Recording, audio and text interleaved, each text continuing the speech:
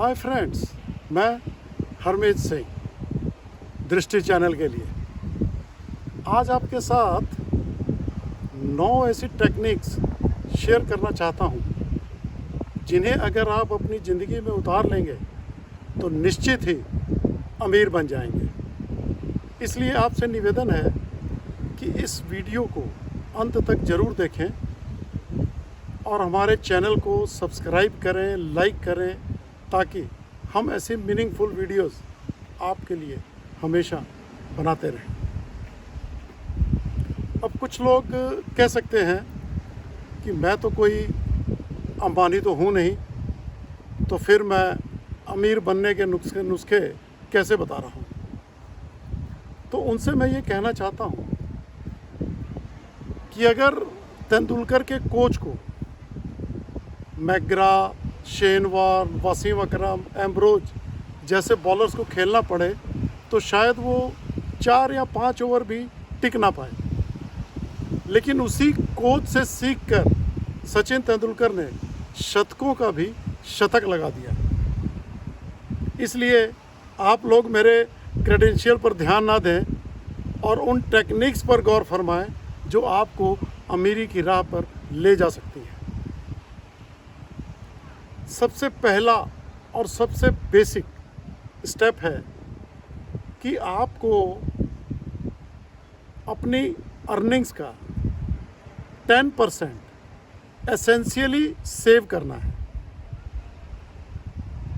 इसके लिए आपको चाहिए कि जिस बैंक में आपका सैलरी अकाउंट है उसी बैंक में अपना एक सेविंग अकाउंट खुलवाएं और अपने बैंक को ये स्टैंडिंग इंस्ट्रक्शन दें कि हर महीने आपकी सैलरी का 10% उस सेविंग अकाउंट में ट्रांसफ़र कर दिया जाए।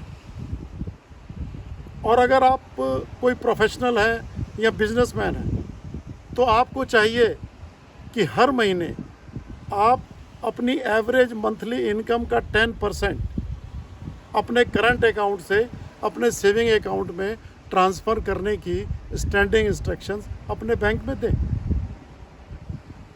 अब इस अकाउंट को आप बिल्कुल कॉन्फिडेंशियल रखें, दूसरों को इसके बारे में बिल्कुल ना बताएं। अब है दूसरा स्टेप।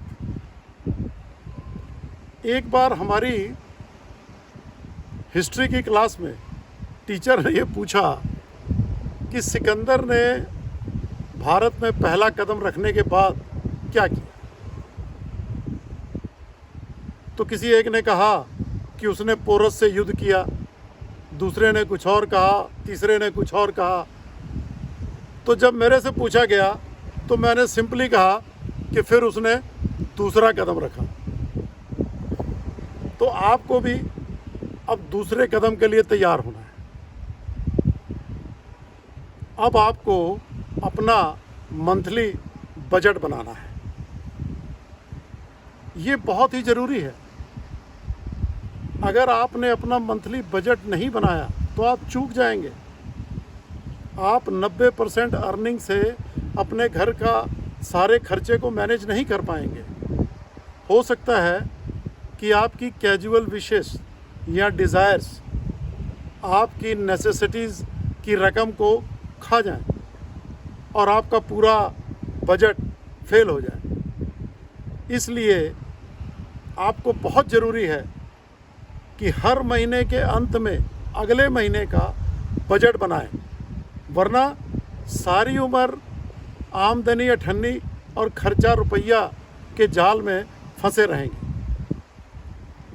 जब आप ये बजट बनाएं तो ये ख्याल रखें कि सिर्फ ज़रूरी एक्सपेंसेस को ही अहमियत दें, गैर ज़रूरी एक्सपेंसेस को दरकिनार कर दें।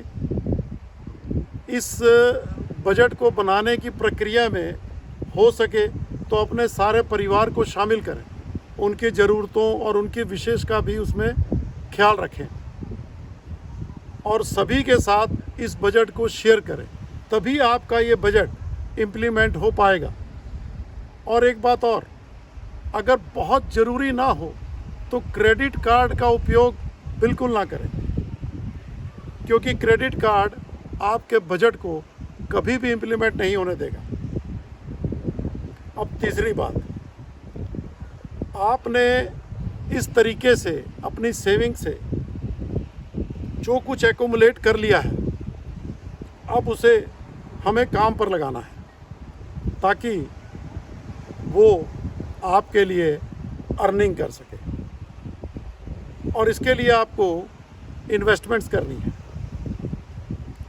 अब ख्याल रहे, don't keep all your eggs in one basket, इसलिए अलग अलग जगहों पर इन्वेस्टमेंट करें।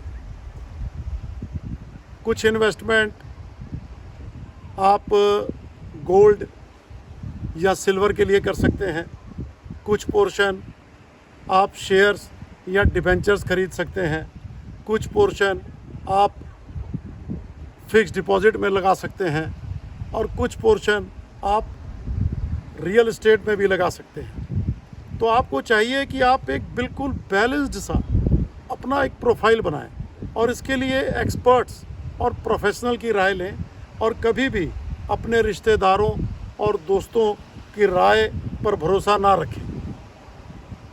ये बहुत ही ज़रूरी है।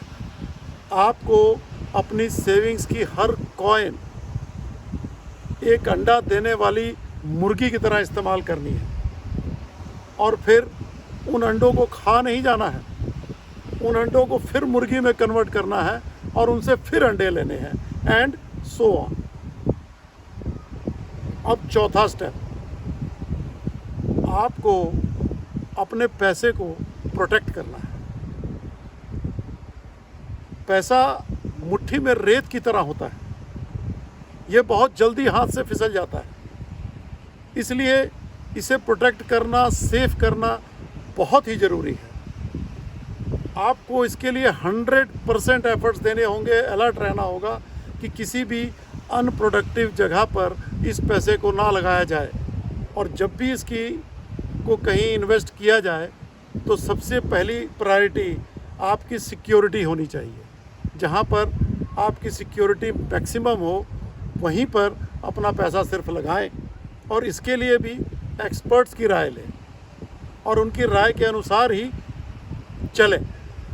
ज़्यादा लालच ना करें, ज़्यादा इंटरेस्ट के चक्कर में ना फंसें, वरना हो सकता है कि आप अपना प्रिंसिपल ही गंवा दें। A little caution is always better than a great regret. अब आपके लिए पांचवा स्टेप है, अपने लिए, अपने परिवार के लिए घर जरूर खरीदें या बनाएं। आपने अपनी 10% सेविंग्स और उनकी की गई कमाई जो इकट्ठा की है, उससे आप अपने घर के लिए डाउन पेमेंट दे सकते हैं। लेकिन जो होम इंस्टॉलमेंट की रकम होगी मंथली, वो हमेशा अपने 90% अर्निंग से दें, क्योंकि किराया भी आप उसी से दे रहे थे। और ये ख्याल रखें कि आपकी होम इंस्टॉलमेंट कभी भी आपकी अर्निंग्स की 25% से ज़्यादा नहीं होनी चाहिए, वरना आप मैनेज नहीं कर पाएंगे। हो सकता है कि अब आपका बजट बहुत टाइट हो जाए, लेकिन अपना घर होने की खुशी अपने कैजुअल विशेष को त्यागने से बहुत बड़ी होगी और आप इसे एंजॉय करेंगे। इसलिए घर जरूर बनाएं। अब 6th स्टेप, आपको अपने बुढ़ापे और अनफॉरसीन फ्यूचर के लिए प्रोविजंस रखने हैं। इसके लिए आपको हेल्थ इंश्योरेंस में, लाइफ इंश्योरेंस में और दूसरी तरह की इंश्योरेंसेस में इन्वेस्ट करनी है, खासकर एजुकेशन इंश्योरेंस में भी, ताकि मौके पर अगर आपको उच्च शिक्षा के लिए, बच्चों की उच्च शिक्षा के लिए पैसे की ज़रूरत हो तो आपको मिल सके। और इसके लिए भी ज़रूरी है कि आप सभी ऑप्शंस की अच्छी तरह जांच पड़ताल करें और उसके बाद अपने पैसे को उसमें लगाएं। और अगर आप कर सकें तो एक लैंड ज़रूर खरीदें और उसे हमेशा अपने पास रखें ताकि वो बुढ़ापे में आपका सहारा बन सके। स्टेप नंबर 7, आपको अपनी स्किल्स को, अपनी अर्निंग्स को इम्प्रूव करने के लिए अपनी स्किल्स को कल्टीवेट करना है। आपको अपनी एबिलिटी को बढ़ाना है जिससे आपकी अर्निंग बढ़ सके। इसके लिए बहुत ज़रूरी है कि आप नई नई टेक्निक्स को अपने फील्ड में सीखने की कोशिश करें, अपने आप को शार्प करें। अगर आप बिजनेस कर रहे हैं तो उसमें आने वाले नई चीज़ों पर ध्यान रखें और हमेशा उसके लिए तैयार रहें। नए किस्म के जो भी चेंजेस हैं उसके अनुसार आप चलते रहें और अपनी एबिलिटी को लगातार बढ़ाते रहें ताकि आपकी अर्निंग बढ़ती रहे। नंबर 8, आपको अपॉर्चुनिटीज़ को हमेशा ग्रैब करने के लिए तैयार रहना है। Life is like playing cards. आपको पता नहीं है कि कब आपके पास अच्छे पत्ते आएंगे, लेकिन आपको जब भी वो अच्छे पत्ते आए हमेशा उनका अच्छे से अच्छा बेस्ट इस्तेमाल करने के लिए तैयार रहना है। अपॉर्चुनिटीज़ ज़िंदगी में आती ज़रूर हैं, आपको उनकी खोज में रहना है और जब भी वो मिले उन्हें ग्रैब करना है। भाग्य भी हमेशा उन्हीं लोगों का साथ देते हैं जो मैन ऑफ एक्शन होते हैं। सिर्फ सोच विचार करने से कुछ नहीं होता है। याद रखें, अगर आप कम पकाते हैं तो रोटी कच्ची रह जाती है, लेकिन अगर आप ज़्यादा पकाते हैं तो वो जल जाती है। इसलिए अपॉर्चुनिटीज़ को पहचानने में और उन्हें ग्रैब करने में बहुत जल्दबाजी ना करें, लेकिन इतनी देर भी ना कर दें कि अवसर हाथ से निकल जाए। अब आपका फाइनल स्टेप है 9th, don't avoid your debts. अगर आप अपने कर्ज को अवॉइड करने की कोशिश करेंगे, उन्हें रीपे नहीं करेंगे, तो इसका मतलब है कि आप अपने दुर्भाग्य को न्योता दे रहे हैं।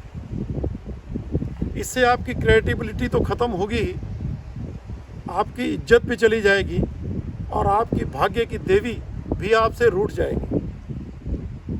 इसलिए अगर आपने कोई भी कर्ज लिया है तो उसे वापसी के प्रोविज़न्स हमेशा रखें और चाहे जैसे भी हालात हों, चाहे जैसी भी कंडीशंस हों, अपनी अर्निंग का 20% अपने कर्जदारों के भुगतान के लिए रखें।